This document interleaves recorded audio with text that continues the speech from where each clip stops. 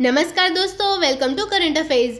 आज हम बात करेंगे एक्सपोर्ट्स के बारे में, क्योंकि आपने रिसेंटली सुना होगा कि भारत में इस फाइनेंशियल ईयर में, that is in the financial year 2021-22 में $400 बिलियन का जो एक्सपोर्ट है उसको अचीव किया था। लेकिन यहाँ पर आप देख सकते हो, जो पीयूष गोयल है हमारे कॉमर्स मिनिस्टर, उनके द्वारा बोला गया है कि अब जो रेस होने वाली है वो है मैन्युफैक्चरिंग एंड सर्विसेज सेक्टर में, कि कौन $1 ट्रिलियन का जो एक्सपोर्ट है अगले 10 साल में सबसे पहले कर पाएगा। इसको डिटेल से समझेंगे। यहाँ पर हम देखेंगे, मैं आपको थोड़ा और डिटेल में बताऊंगी कि ये जो अचीव किया गया है $400 बिलियन, क्या ये सबसे बेस्ट परफॉर्मेंस है भारत का। बहुत कुछ जानने को मिलेगा आपको इस वीडियो में, सो इस वीडियो को एंड तक जरूर देखिएगा। और आपने अभी तक हमारे चैनल को सब्सक्राइब नहीं किया है तो जरूर से सब्सक्राइब कर लीजिएगा, ताकि हमारे वीडियो की लेटेस्ट नोटिफिकेशन आप सभी को सबसे पहले मिल सके। चलिए स्टार्ट करते हैं। देखिए, सरकार ने जो ऑलरेडी टारगेट रखा था इस फाइनेंशियल ईयर 2021-22 का, जो खत्म हो गया 31 मार्च को, उसके 9 दिन पहले ही यहाँ पर हमने $400 बिलियन का टारगेट अचीव कर लिया। और बताया जा रहा है कि शायद 31 मार्च के एंड तक $410 बिलियन अचीव कर लिया होगा। डेली बेसिस पर अगर आप देखोगे ना, तो $1 बिलियन का यहाँ पर एक्सपोर्ट भारत के द्वारा किया जा रहा है। जो गुड्स हम बना रहे हैं उसका एक्सपोर्ट्स किया जा रहा है। अब क्वेश्चन ये आता है कि ये $400 बिलियन पाने में किन किन चीज़ों की मदद पड़ी है, मतलब किसकी वजह से हुआ है। देखिए, जो टॉप प्रोडक्ट्स है, टॉप 5 कमोडिटीज जो हमने भारत से एक्सपोर्ट किए हैं, वो है engineering goods, petroleum products, James and jewellery, chemicals and readymade garments. ये 5 प्रोडक्ट्स है भारत ने सबसे ज़्यादा एक्सपोर्ट किए हैं। इनफैक्ट जो सबसे बड़ा प्रोडक्ट है दैट इज इंजीनियरिंग गुड्स, ये 32% इंक्रीज हुआ है कंपेयर टू लास्ट ईयर। अब इंजीनियरिंग गुड्स में आप लोग सोच रहे होंगे कि क्या क्या आता है। देखिए, iron and steel, aluminium products, electric machinery and motor vehicle, ये सब कुछ इंजीनियरिंग गुड्स के अंदर आता है। इसमें काफी अच्छी खासी बढ़ोतरी हुई है। दूसरा जो पेट्रोलियम प्रोडक्ट्स होता है, देखना हम क्रूड ऑयल मंगाते हैं वो अलग चीज है, लेकिन फर्दर पेट्रोलियम से रिलेटेड जो प्रोडक्ट्स है उसको हम एक्सपोर्ट भी करते हैं, तो ये सेकेंड नंबर पर है और 114% का जंप आया है। देखो, इसका एक और कारण ये भी है क्योंकि क्रूड ऑयल का प्राइस जंप हुआ था, तो अब जब प्राइसेस इंक्रीज होते हैं तो ओवरऑल जो वैल्यू है एक्सपोर्ट का वो भी इंक्रीज होता है। तो ये भी एक बहुत बड़ा कारण है, जिसकी वजह से भी पेट्रोलियम प्रोडक्ट्स में अच्छा खासा बढ़ोतरी देखने को मिलेगा।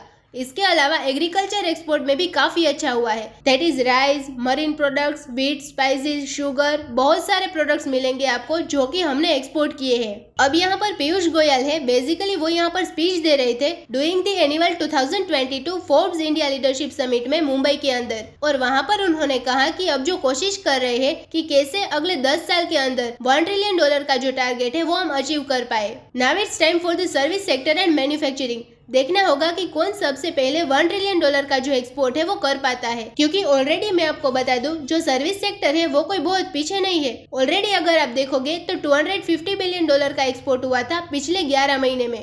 अब देखना होगा, फाइनल फिगर आने वाला है, लेकिन ऑलरेडी यहाँ पर हो सकता है कि काफी अच्छा फिगर देखने को मिल सकता है। लेकिन सर्विस सेक्टर तेजी से बढ़ता जा रहा है, क्योंकि $400 बिलियन का एक्सपोर्ट आप अगर देखो गुड्स के अंदर, तो 2018-19 में सबसे ज्यादा हमने एक्सपोर्ट किया था $330 बिलियन।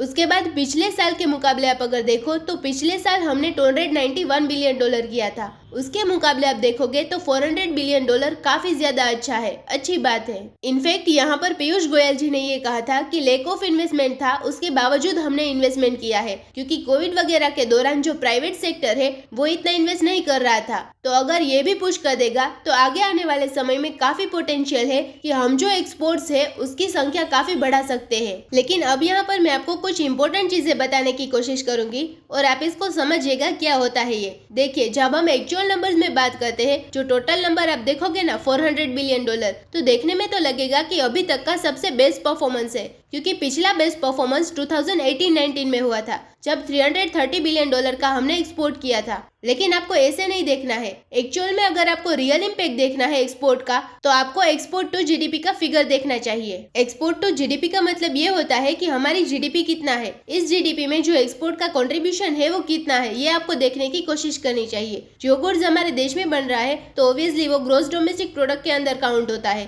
तो कितना ऐसा गुड्स है जो हमारे देश के अंदर बन रहा है और हम उसको एक्सपोर्ट कर रहे हैं, तो वो जब हम देखते हैं ना, तो उसको कहा जाता है एक्सपोर्ट टू जीडीपी रेशियो। तो अगर आप एक्सपोर्ट टू जीडीपी रेशियो के हिसाब से देखोगे तो जितना ज्यादा जीडीपी होगा, अब 10 साल पहले जो जीडीपी थी ऑब्वियस की बात है अब उससे ज्यादा है, तो ऑब्वियस की बात है हमारा एक्सपोर्ट भी उतना ही इंक्रीज होना चाहिए। लेकिन अगर आप याद कीजिए यूपीए गवर्नमेंट के दौरान, यहाँ पर मैं किसी गवर्नमेंट को सपोर्ट वगैरह नहीं दे रही, आप में से जितने भी लोग देखते हैं उसको पता ही होगा, जो फैक्ट है वही मैं बता रही हूँ। तो यहाँ पर जो ईयर था 2013-14 जो यूपीए गवर्नमेंट का सबसे आखिरी साल था, उस समय आपको पता है एक्सपोर्ट टू जीडीपी रेशियो कितना था, इट वॉज 25.4%। ये आपका एक्सपोर्ट टू जीडीपी रेशियो का फिगर था। इस बार आप देखोगे तो एक्सपोर्ट टू जीडीपी रेशियो का फिगर 20% भी नहीं हुआ है। इसका मतलब क्या हुआ, एक्सपोर्ट टू जीडीपी घटा है। पहले क्या होता था 25% का मतलब क्या हुआ कि हमारी जो जीडीपी है उसका 1/4 अकेले एक्सपोर्ट से आता था। कहने का मतलब ये हुआ कि एक्सपोर्ट की वजह से ज्यादा जॉब क्रिएशन होता था, जीडीपी ग्रोथ में भी बढ़ावत होती थी।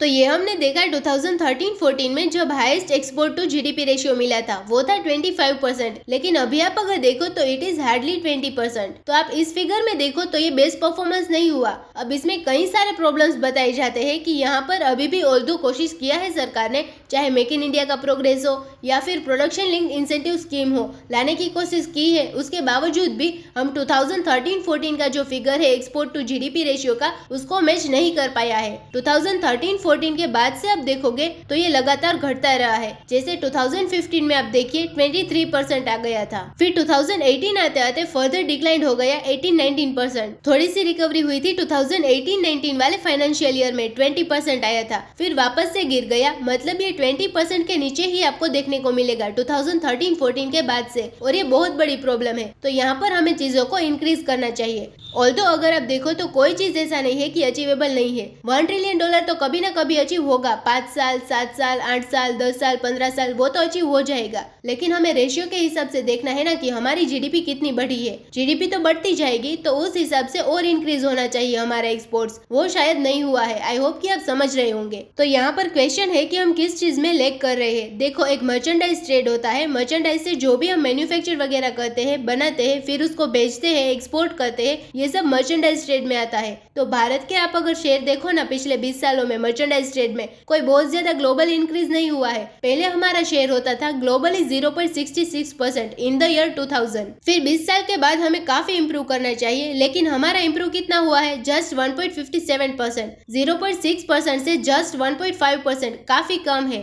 अगर मैं आपको कंपैरिजन के तौर पर चाइना का बताऊं, चाइना का इन द ईयर 2000 होता था 3.8%। इन्होंने कितना इंक्रीज कर लिया ग्लोबल शेयर अपना एक्सपोर्ट का, 14%। जस्ट इमेजिन कितना बड़ा इंक्रीज है। इनफैक्ट वियतनाम भी हमसे आगे निकल गया है। 2020 में वियतनाम का जो शेयर था वो था 1.6%। मतलब कि वियतनाम एक छोटा सा देश है, उसका ग्लोबली आप शेयर देखोगे एक्सपोर्ट के अंदर तो 1.6% है। भारत इतना बड़ा आबादी का देश, इतना बड़ा देश, हमारा कंट्रीब्यूशन जस्ट 1.5% है पूरे विश्व के एक्सपोर्ट में। तो ये दिखता है कि हम मर्चेंडाइज एक्सपोर्ट में काफी ज्यादा पीछे हैं। इसके अलावा पॉलिसी मेकिंग हो गया, और रिसेंटली जो डिमोनेटाइजेशन और जो जीएसटी वगैरह लाया गया था, जिसकी वजह से जो स्मॉल और लेबर इंटेंसिव फर्म है उनको काफी नुकसान हुआ था, ऐसा बताया जाता है। और इसके अलावा ऑलरेडी जो बैंकिंग सेक्टर का क्राइसिस चल रहा है, प्रॉब्लम्स है, वो सब मिलाकर आप कह सकते हो कहीं ना कहीं इंप्रूवमेंट की बहुत ज्यादा अभी भी आवश्यकता है। लेकिन मैं ये नहीं कह रही कि इंप्रूवमेंट नहीं हुआ। ऑब्वियस की बात है, अगर आप पिछले साल से कंपेयर करो $400 बिलियन अच्छा है। लेकिन मैं बार बार वही समझाने की कोशिश कर रही हूँ कि आपको एक डिफरेंट पर्सपेक्टिव से देखना है। एक्चुअल में आप अगर देखो तो हमें फर्दर और ज्यादा इंक्रीज होना चाहिए था। इसके अलावा आप देखोगे तो CII है, that is confederation of Indian industry होता है, उन्होंने बोला है कि अगले 10 सालों में अगर हमें $1 ट्रिलियन पहुंचना है तो 14 प्रोडक्ट्स के ऊपर मेन फोकस होने वाला है। That is pharma products, electric machinery, vehicles, plastic, furniture, textile, ये कुछ इंपोर्टेंट प्रोडक्ट्स है जो कि भारत के एक्सपोर्ट को ड्राइव करेंगे। इसके अलावा सिर्फ यही नहीं, इसके अलावा आप देखो तो यहाँ पर जो फ्यूल है, जेम्स एंड ज्वेलरी है, ये भी एक काफी अच्छा कंट्रीब्यूशन करेगी ताकि देश में बढ़ोतरी हो। अगर हमें ये अचीव करना है अगले 10 साल में $1 ट्रिलियन, तो हमें 14% के हिसाब से ग्रो करना होगा अगले 8 साल के अंदर, तभी ये सब पॉसिबल है। इसके अलावा आप देखिए तो यहाँ पर जो ग्लोबल एक्सपोर्ट है, हमारा शेयर बहुत कम है। अगर टोटल ग्लोबल एक्सपोर्ट में देखें 0.5%, इसको हमें 5% लाना होगा, मतलब कि 11 गुना वृद्धि हमें देनी होगी, तभी हम कर पाएंगे। इसके अलावा सरकार को यहाँ पर जो स्पेसिफिक एरियाज है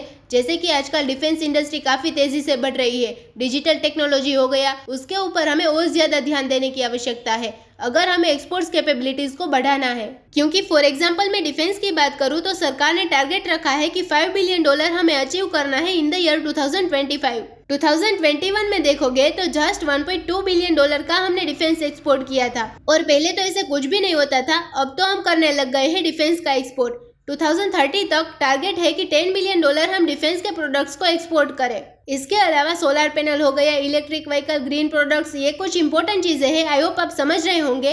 और आजकल जो न्यू टेक्नोलॉजीज है, ड्रोन है, रोबोटिक्स है, ऑटोमेशन है, इसके ऊपर फोकस करके productive linked incentive scheme in सब के लिए लाना होगा। तब जाकर कहीं ना कहीं ये जो $1 ट्रिलियन का एक्सपोर्ट का नंबर हम जल्द से जल्द अचीव करने की कोशिश कर पाएंगे। तो इसी नोट के साथ वीडियो करते हैं खत्म। उम्मीद है यहाँ पे आपको काफ़ी कुछ जानने को मिला होगा। Thank you for listening.